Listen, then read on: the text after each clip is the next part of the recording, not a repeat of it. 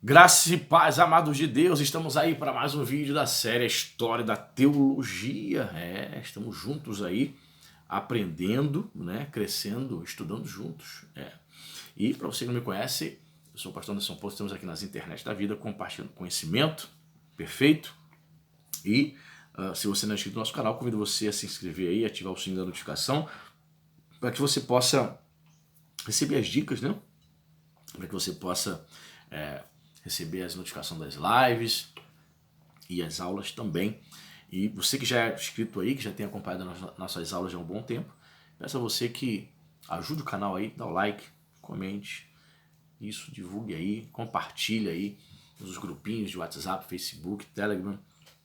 Se você fizer isso, certamente o canal vai crescendo para a glória de Deus. E se você deseja tornar-se um apoiador do nosso canal, aqui abaixo nos comentários nós temos o link do Apoia-se. Você pode, a partir de R$5 mensais, tornar-se um apoiador, né? Claro, dentro das suas posses você pode 5, 10, 15, aquilo que Deus colocar no seu coração. Você entende que esse trabalho é importante, tem abençoado a sua vida, tem abençoado a vida de outras pessoas. Então torne-se um apoiador. Fazendo isso, vamos colocar você no nosso grupo do WhatsApp que está bombando. O pessoal é bastante animado lá. Lá a gente troca dicas teológicas. Não é um grupo para debate teológico, não. É um grupo para a gente trocar ideias, dicas de livros, né?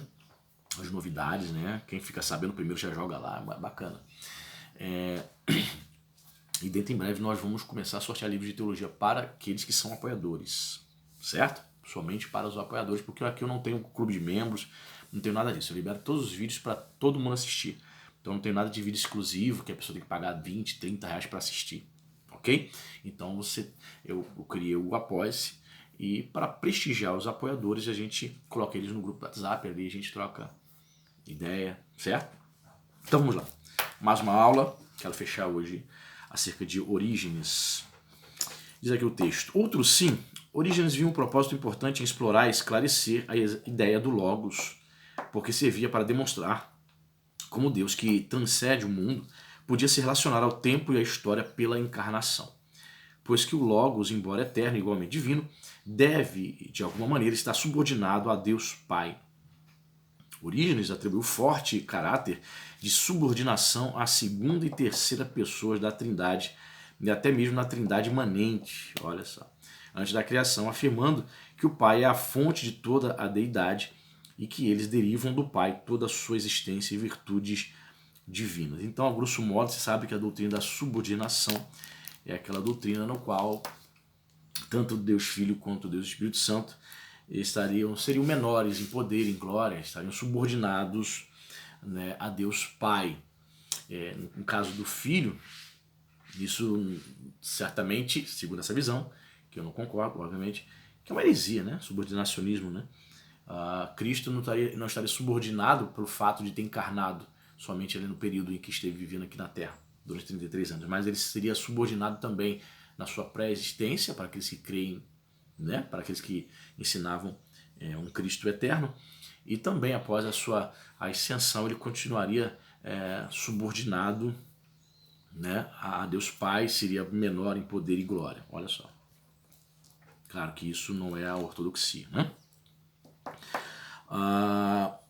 E diz mais aqui, um ótimo exemplo dessa subordinação eterna do Logos e do Espírito aparece quando Orígenes disse: dizemos que, abre aspas para Orígenes, né? Dizemos que o Salvador e o Espírito Santo superam todas as criaturas incomparavelmente de uma maneira totalmente transcendente, mas que são superados pelo Pai da mesma forma ou ainda mais do que superam os outros seres.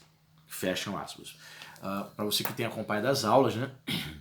A gente chegou até a falar sobre isso, né? O próprio Roger Olson declara que Orígenes seria uma espécie de um teólogo liberal da época, né? Um livre pensador. Então ele não tinha nenhum pudor, cara, em escrever coisas como estas, né? Era um filósofo, sua teologia totalmente emprenhada de filosofia. Quando ele tinha que decidir, que ele tinha que fazer certas declarações que para a ortodoxia, para a igreja, eram importantíssimas, você não podia abrir mão, você tinha que ficar só com a Bíblia, ele não tinha o menor receio de trazer uma nova perspectiva, de deixar a Bíblia de lado e até mesmo dar ênfase à filosofia, ainda que ela divergisse da ortodoxia das escrituras. Então temos aí mais um escorregão aí de Orígenes na sua teologia, ensinando aí claramente o subordinacionismo, né? Segundo parece, somente o Logos e não o Pai podia se tornar encarnado, porque embora de certa forma seja apropriado ao Logos entrar no tempo e na história, não é para o Pai. Entretanto, nem mesmo o Logos sofreu uma transformação real ao se tornar humano em Jesus Cristo. Parte da solução de Orígenes para essa questão encontra-se na especulação a respeito da alma humana pré-existente de Jesus. Embora seja muito difícil interpretar Orígenes nessa questão, ao que parece, ele acreditava que Deus preparou uma substância alma que encontra entre a deidade e a carne humana e conferiu o Logos antes do nascimento de Jesus em Belém, de modo que a encarnação realmente começou na pré-existência. Então há disputas, né, entre os teólogos, os estudiosos de Orígenes, se de fato ele teria ensinado a pré-existência da alma, né? E a questão da pré-existência também do Logos. Mas é fato, né? Ele entende que a encarnação começou, a encarnação, o Rosso colocou aqui entre aspas, que a encarnação realmente começou na pré-existência de Cristo. Sim, em relação à pré-existência de Cristo, Orígenes não duvidava, ok? Aliás, pregava tanto a pré-existência de Cristo quanto a pré-existência das almas humanas, ok? A razão e o propósito dessa especulação é explicar como um ser divino, mesmo que estivesse de alguma maneira subordinado a Deus, era capaz de se unir à carne e ao sangue sem ser maculado pela imperfeição. Veja bem, olha a reflexão de Orígenes como um pensador, como um teólogo, como um filósofo. Como o Logos, santo, puro, encarna, vem a este mundo sem se contaminar com a imperfeição, com a carne. Interessante, né? Olha só o que o cara ficava especulando, pensando lá em Alexandria, no século III. Como? Então aí ele vai dizer, ó, vou especular alguma coisa aqui. Está escrito na Bíblia? Não está. Diria Orígenes. Mas para mim, a encarnação já começou na glória, na sua pré-existência. Interessante, né? Ou seja, uma coisa diferente. Não é qualquer um que tem essa coragem, essa ousadia. O problema é legítimo especular, mas o grande problema da especulação é quando você, obviamente, ao especular, você vai sair das escrituras. E quando você sai das escrituras, caramba, você vai falar qualquer coisa. Você pode falar qualquer coisa. Você vai falar tudo. Né? Tudo aquilo que não está restrito às escrituras. Esse é o problema da teologia especulativa. Né? Muitas pessoas viajam, vou usar essa expressão, né, carioca? Muitos viajam na maionese. Bonito. A introdução de realidades intermediárias pré-existentes servia para tornar essa ideia inteligível dentro do arcabouço do pensamento grego. O Logos uniu-se à alma humana, ambos cresceram no estado pré-existente. Então, essa união se tornou o Deus-homem Jesus Cristo através da Virgem Maria. Olha que interessante, ele também cria na pré-existência da alma. E Jesus, de fato, a Bíblia ensina que Jesus tinha uma alma. Então, Logos, que é a segunda pessoa da Santíssima Trindade, ainda na pré-existência, se une à alma pré-existente e ali inicia-se o processo de encarnação, que obviamente na concepção de Orígenes vai se concretizar no momento da concepção do Espírito Santo em Maria. Ele diz o seguinte aqui, abre aspas para Orígenes. Essa substância da alma, então, tornando-se intermediária entre Deus e a carne, visto que era impossível para a natureza de Deus misturar-se a um corpo sem um instrumento intermediário, o Deus-homem nasce, como dissemos, na substância, sendo o intermediário cuja natureza não era contrária a tomar para si um corpo, fecha aspas, para o nosso querido Orígenes. Então, o Alcio comenta aqui, o instrumento intermediário que encarnou, portanto, era a realidade composta pelo Logos divino, uma coisa ou pessoa eterna, mas de certa forma inferior ao Deus Pai. Problemático isso aí, né? Essa especulação dele. É até interessante, bacana a linha de raciocínio dele, mas quando ele fala que o Logos na encarnação é inferior ao Deus Pai, aí ele cai em descrédito, né? Nessa heresia subordinacionista, né? Que mais diz aqui? A alma pré-existente de Jesus era tão unida ao Logos quanto o ferro à brasa. Era divinizada, embora criatura. E por esse motivo, um instrumento perfeito para a vinda do Verbo sem mudança à existência humana. A segunda consideração de Orígenes é que, até mesmo na encarnação, durante toda a existência humana terrestre de Jesus Cristo, o Logos divino em si nunca experimentou uma alteração real. Somente o corpo e a alma humana de Jesus sofreram e morreram. O Logos divino assumiu a existência humana, mas não foi maculado pela imperfeição da criatura. Orígenes disse a respeito de Jesus Cristo, abre aspas novamente para Orígenes: nós o consideramos um homem distinto de todos os outros por sua comunhão íntima com o Verbo eterno, fecha aspas. Tem um certo sentido com o que a ortodoxia vai dizer, né? Que Jesus, né, aqui entre nós, ele não deixa, ele não abre mão de ser divino, ele ao mesmo tempo Deus homem, né? 100% homem, 100% Deus, né? Na teologia popular se ensina dessa maneira para ficar fácil entendimento. Ele não deixa de ser Deus. Certo? Duas naturezas coexistiram juntas, unidas ali, a natureza humana e a natureza divina. A natureza humana não foi maculada, e tampouco a natureza divina, o Logos, foi maculado pelo fato de ter Cristo encarnado. Ok? Isso é ortodoxia. Talvez o grande erro aqui talvez não, é o grande erro, né? O grande problema nessa especulação, que ele quase acertou, ele estava bem na linha de raciocínio, é dizer que o Logos fica subordinacionado ao Pai. Esse é o problema dele, né?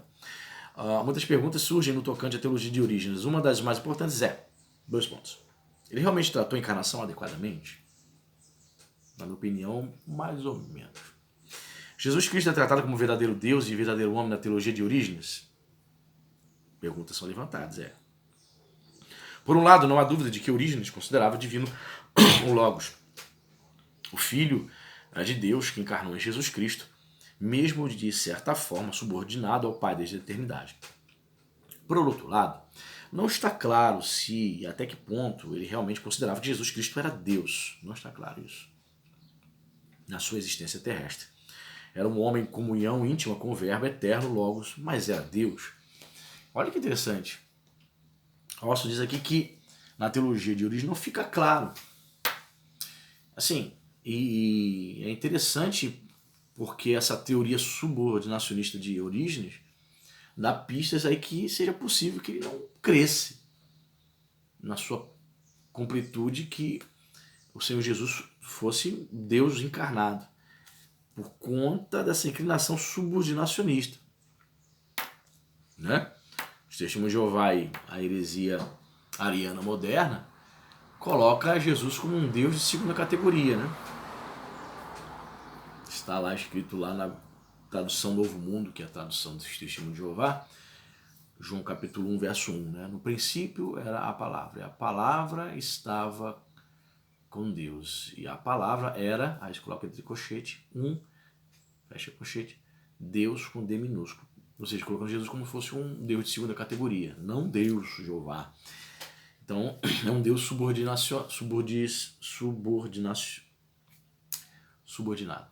Doutrina do subordinacionismo, então ele é um Deus subordinado a Deus Pai. É uma heresia. O que mais aqui ele vai dizer? O que parece ter impedido Orígenes de afirmar absoluta e inequivocadamente a divindade de Jesus Cristo foi seu compromisso anterior à ideia grega de a natureza divina ser simples, imutável, impassível e imperturbável pelo tempo, pela emoção, a apatheia.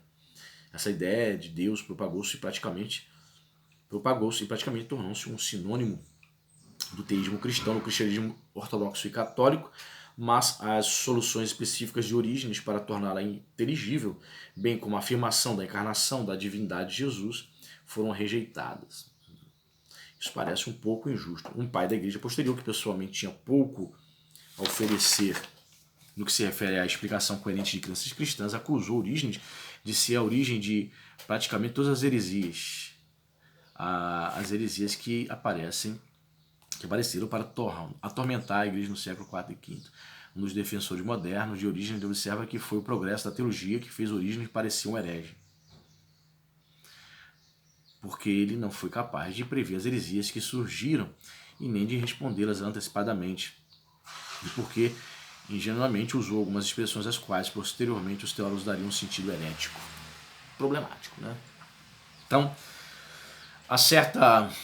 Como é que eu posso analisar aqui? Há certa coerência em dizer que ele ensinou algumas heresias? Sim, é fato.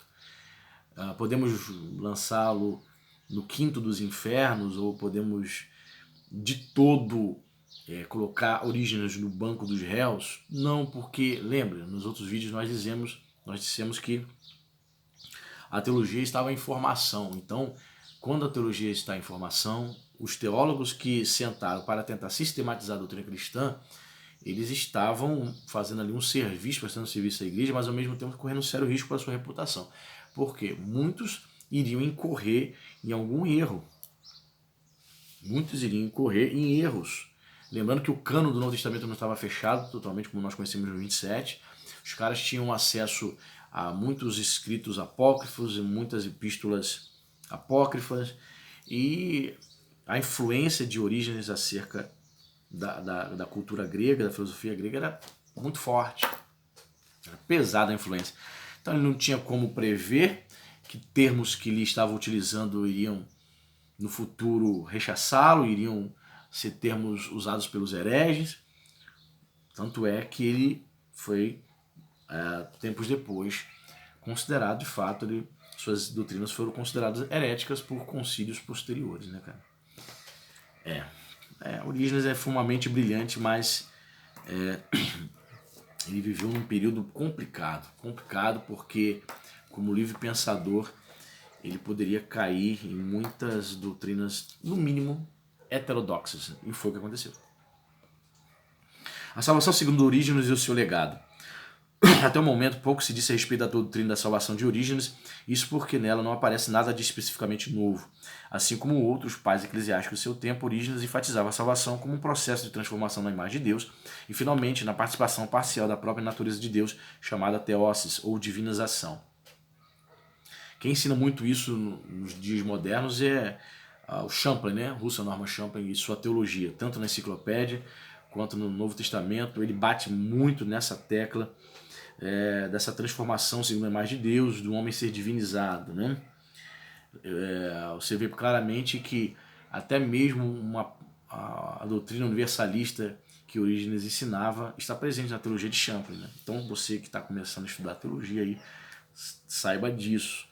Champlin tem que ser lido, né, com filtro, né? Também de modo semelhante a todos os demais pais da igreja teológica de sua época, diante dos Orígenes se considerava esse processo sinérgico, isto é, enfatizava a livre participação da pessoa humana e também a total necessidade da graça de Deus, fosse qual fosse sua predestinação ou as decisões de sua livre escolha. Então não estava presente ali um monergismo rígido, semelhante de Agostinho, não estava presente na teologia, portanto, de Orígenes, né? Toda a ala oriental da cristandade tendia a seguir a descrição da salvação oferecida por Orígenes, aceitando o sinergismo e a divinização como conceitos fundamentais na sua soteriologia. Na teologia ortodoxa oriental, a graça de Deus permite ao ser humano dar uma resposta, mas essa deve ser espontânea e não coagida. Sinérgica aí, ó. Arminiana.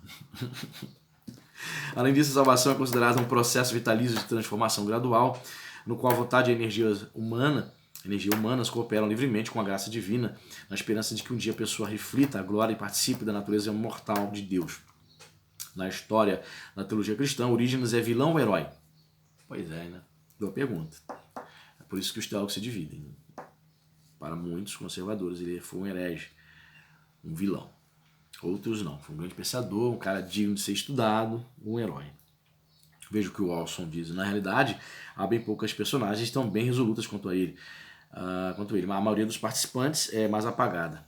E determinar exatamente seu papel depende muito da percepção e do julgamento teológico.